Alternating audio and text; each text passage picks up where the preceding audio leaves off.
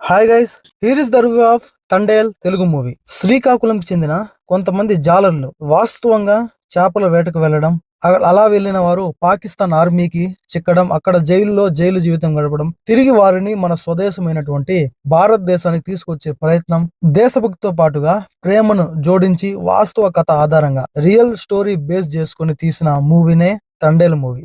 Chandu Mondeti direct చేసిన ఈ మూవీలో నాగ చైతన్య, సాయి పల్లవి మెయిన్ రోల్ లో నటించారు.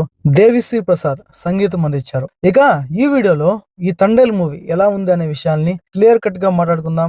వీడియో చాలా ఇంట్రెస్టింగ్ గా ఉండబోతోంది. స్కిప్ చేయకుండా లాస్ట్ వరకు చూడండి. స్కిప్ చేయకుండా లాస్ట్ వరకు చూస్తేనే నా ఒపీనియన్ రివ్యూ అనేది మీకు అర్థమవుతుంది. ఎవ్రీడే తెలుగు, హిందీ, తమిళ్, కన్నడ, మలయాళం అంటూ తేడా లేకుండా మంచి కంటెంట్ ఉన్న movie information videos, movie reviews, OTT updates ఎప్పటికప్పుడు ప్రతిరోజు కూడా మీ ముందుకు తెస్తూనే ఉంటా, క్లియర్ కట్ గా, జినైన్ గా. అవి మీ వరకు రావాలంటే మన సినీ మ్యాటర్ ఛానల్ సబ్స్క్రైబ్ చేయాలి కదా. ప్లీజ్ సబ్స్క్రైబ్ చేసి సపోర్ట్ చేయండి. చాలా మంది మన వీడియో చూస్తున్నారు కానీ సబ్స్క్రైబ్ మాత్రం చేయటం లేదు. ప్లీజ్ మీరు సబ్స్క్రైబ్ చేసి సపోర్ట్ చేస్తేనే నాకు కొంచెం ఇంకా మంచి వీడియోస్ చేయాలనే క్యూరియాసిటీ పెరుగుతుంది. నాగ చైతన్య రాజు అనే క్యారెక్టర్ లో, సాయి పల్లవి సత్య అనే క్యారెక్టర్ లో యాక్ట్ చేశారు. రాజు, సత్యాది శ్రీకాకుళంలోని ఒక సముద్రానికి ఆనుకున్న ఒక గ్రామం. రాజు తన ఊరి సభ్యులతో, జనాలతో పాటుగా చేపల వేటకి సముద్రంలోకి వెళ్తూ ఉంటాడు. అలా సంవత్సరానికి 3 నెలలు సత్యతో ఆ ఊర్లో ఉంటే 9 నెలలు సముద్రంలో చేపల వేటకి వెళ్ళిపోతాడు. రాజు మరియు సత్య ఒకరంటే ఒకరికి చాలా అమితమైన ప్రేమ.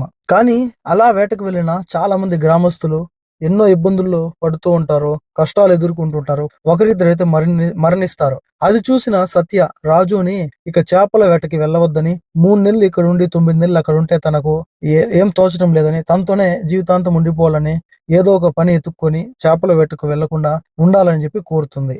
రాజుని అప్పుడే ఆ ఊరి ప్రజలు తండేలుగా భావించి తండేలుగా ఎన్నుకుంటారు. ఇక తండేలే ఆ వేటకు వెళ్లకుండా చేస్తే మిగిలిన వారు ఏమవుతారని చెప్పిందే రాజు కొన్ని అనుకోని పరిస్థితుల్లో సత్యాన్ని వదిలేసి వేటకెళ్లిపోతాడు. అలా వేటకెళ్లిన రాజు తన బృందం పాకిస్తాన్ ఆర్మీ చేతికి చిక్కుతుంది.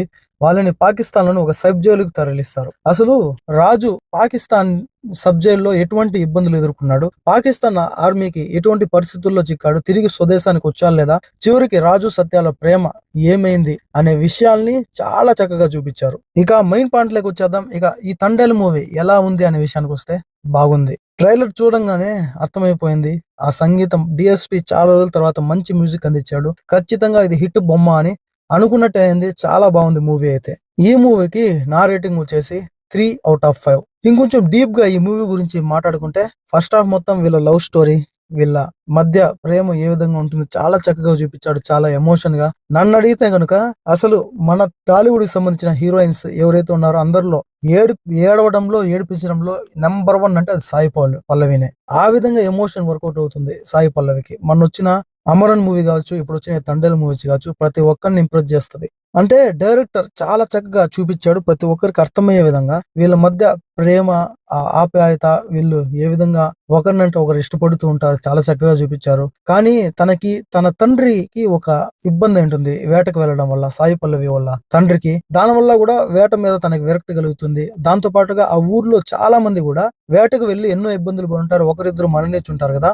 అది చూసిందే అసలు తనకేమవుతుందనే బాధలో తనని వేటకు వెళ్ళవద్దు అంటుంది. అప్పుడు తనలోనే కుమిలిపోయే ఆ పెయిన్ ని, ఇప్పుడు మనకి ఇష్టమైన వాళ్ళు దూరం అయిపోతారేమో అనే బాధ, ఒక పెయిన్ ఉంటుంది కదా. ఆ క్యారెక్టర్ లో చాలా బాగా నటించింది సాయి పల్లవి. కానీ 9 నెలలు సముద్రం లేకపోతే ఆ 3 నెలలు మిగతా సంవత్సరం మొత్తం కూడా ఆ ఊరి ప్రజలు, ప్రతి ఒక్క కుటుంబానికి కూడా తినడానికి తిండి కూడా దొరకదు. అటువంటి పరిస్థితి నాగ చైతన్య హీరోది.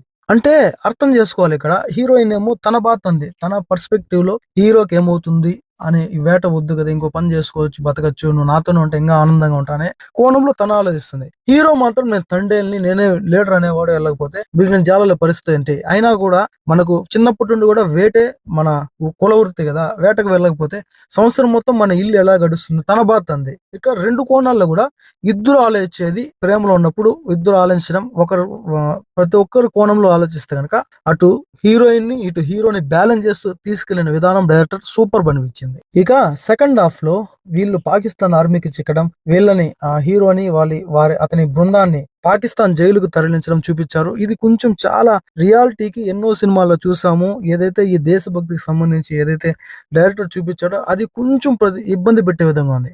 ఏ విధంగా అయితే తుఫాన్లో చిక్కున్న పడవ తీరానికి రావడానికి ఎంత కష్టపడుతుందో, సెకండ్ హాఫ్ నుండి క్లైమాక్స్ కు చేరడానికి ఈ మూవీ ఆ విధంగానే కష్టపడిందని చెప్పాలి. అంత ఇరిటేటింగ్ గా, సహజత్వానికి చాలా దూరంగా చాలా సినిమాల్లో చూసిన విధంగా తీర్చిదిద్దడం సెకండ్ హాఫ్ చాలా మైనస్ అనిపించింది. దాంతో పాటుగా ఫస్ట్ హాఫ్ ఎంత ఇంప్రెస్ అవుతామో సెకండ్ హాఫ్ చాలా వరకు డిసప్పాయింట్ చేస్తుంది ఈ మూవీలో. ఆ తర్వాత సాయి పల్లవి క్యారెక్టర్ ఏదైతే ఉందో తన మీద చాలా మందికి మూవీ చూసిన ప్రతి ఒక్కరికి కోపం ఖచ్చితంగా వస్తుంది. అటువంటి క్యారెక్టర్, ఒక మూర్ఖత్వమైన క్యారెక్టర్. నేను థియేటర్కి వెళ్ళినప్పుడు చాలా మంది తిట్టారు కూడా. ఖచ్చితంగా మీరు ఆ ఫీల్ అయితే వస్తుంది, తన మీద కోపం వస్తుంది. అంతగా యాక్ట్ చేసింది, అంతగా జీవించింది తన క్యారెక్టర్ లో. దాంతో పాటుగా ఏదైతే పాకిస్తాన్ జైల్లో చిక్కున్నప్పుడు ఏదైతే ఇండియాకి తీసుకొచ్చే ప్రయత్నాలు ఉన్నాయో అవన్నీ కూడా ఊహాజనితంగా ఎక్స్పెక్ట్ చేసే విధంగా ఉన్నాయి. కొత్తగా చూపించుంటే బాగుండు అనిపించింది. అదే విధంగా ఈ మూవీలో హీరోయిన్ సాయి పల్లవి చేసే కొన్ని సీన్స్ ఉంటాయి. ఎప్పుడైతే తన జైల్లో ఉంటాడో తన ఊరి కోసం ఒక సేట్ దగ్గర డబ్బు వచ్చే సీన్ కావచ్చు, దాంతో పాటుగా హీరో కోసం ప్రయత్నం చేసే హీరోయిన్ ఎలాగైనా సరే ఇండియాకి రప్పించాలని తను చేసే ప్రయత్నం కావచ్చు, చాలా బాగున్నాయి. ఆ కొన్ని సీన్స్ అయితే ఇంప్రెస్ చేస్తాయి. సెకండ్ హాఫ్ లో క్లైమాక్స్ ముందు కొన్ని ట్విస్ట్లు వస్తాయి, అవి కూడా ఎక్స్పెక్ట్ చేసే విధంగా ఉన్నాయి. ముందుగానే ఊహించేస్తాము. కొంచెం క్లారిటీగా ఇంకా బాగా పెట్టుంటే బాగుండు అనిపిస్తుంది.